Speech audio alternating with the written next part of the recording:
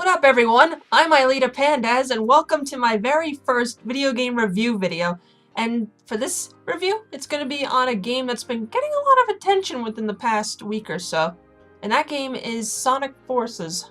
Sonic Forces was released yesterday, and so far the reception has been pretty mixed, with many people saying it's one of the worst Sonic games ever made, and others calling it one of the better ones.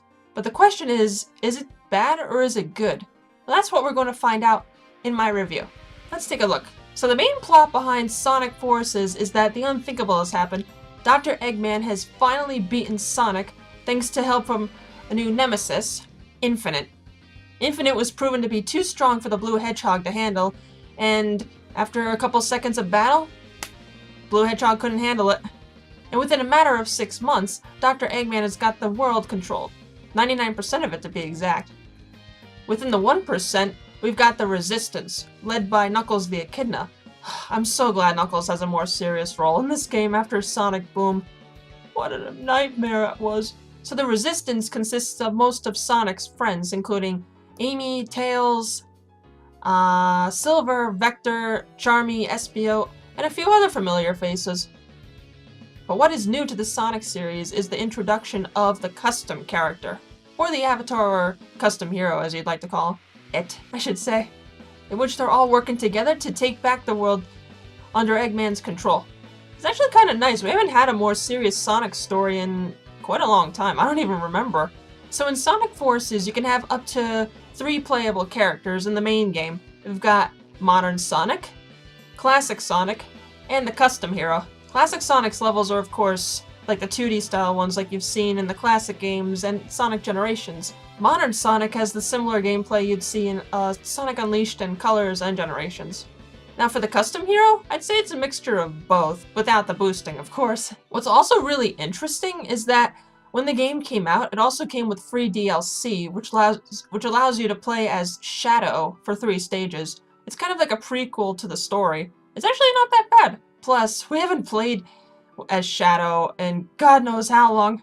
So now we're getting to the part where you guys probably have been looking forward to the most. The good and the bad. But for this video, I split the content into 3 categories. The good, the in-between, and then the bad. Why don't we start with the bad stuff first? Now the first negative thing of the game I'm going to talk about is some of the level designs. Some of the level designs were kind of bland, to be honest.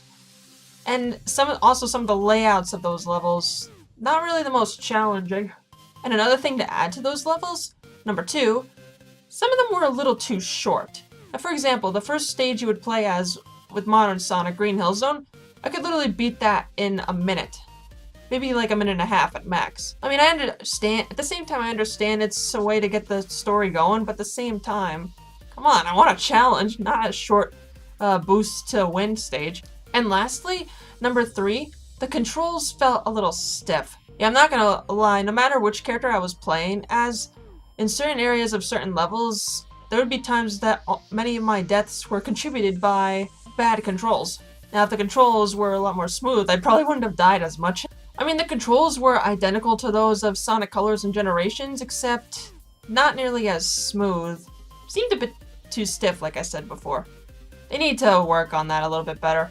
So the next part of my review is the middle part, what I call not the worst, but not the best at the same time, and that would be the story.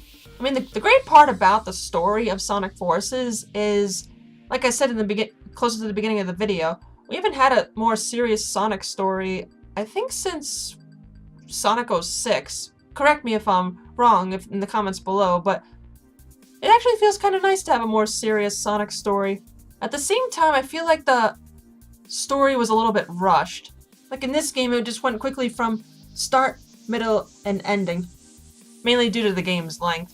I feel like if they added more to the story, they probably could have also added more stages and more plot points to make the story a little more fleshed out, like they did in previous Sonic titles, like Colors, for example. Well, we got the negative and the middle out of the way. Let's talk about the good parts of the game. If there's anything any Sonic game can get correct, it's the soundtrack. I mean, there were a lot of great tracks in this game, especially the main theme, Fist Bump, and the credits theme. I believe it's called Light of Hope. When I heard that for the first time at the end of the game, I actually had to sit back and let it soak into my head for a minute. It sounded really beautiful. And that's what makes a soundtrack great, if it can make you cry. Yeah, I probably did spring a tear or two. The second good thing about Sonic Forces, I'd say, is the overall graphics. I mean, they really do look beautiful. Despite some of the stages having bland designs, at least the graphics look nice. Plus, the character models, they got a nice update to them and they look really good. Especially the eye textures they put onto the characters. They look a lot more vibrant and colorful compared to previous Sonic games. And lastly, I actually really like the custom hero creator. I mean, there's so many avatar combos you could make, it's crazy. But those DeviantArt jokes aside, and I'm already aware that there's a lot of crazy designs that were done on purpose, and they're all over the internet. Just look in Google, you'll probably see. Google or Twitter. Plus the custom character makes you feel like you're really in the game. Like as a creature from the Sonic universe. For something that's never been in an official Sonic game before, they actually did a pretty good job. But at the same time, I think maybe in the future, if they did bring back the custom hero option, maybe do a bit better on clothing options. Maybe like give the ability to change the colors of certain clothes or body parts. But again, there's always a first time for everything. So overall, Sonic Forces, it's not the worst Sonic game, but at the same time, it's not one of the best. It's a bit short and a little messy at times, but at the same time, I really enjoyed it. So overall, I'm going to give Sonic Forces a 7 out of 10. Could use some improvements, but it's not terrible. At least it's not like Sonic Boom bad. Ugh, let's not go there. Well, I hope you guys enjoyed my first ever video game review video. If you'd like to see me review more video games in the future, leave a comment down below and let me know. So should I recommend Sonic Forces? If you want to get a game that's a good time killer, I'd say why not. But if you're looking for like a really hardcore Sonic game, then probably not. So it's half and half. Again, thank you guys so much for watching. I'll see you in the next one. Later.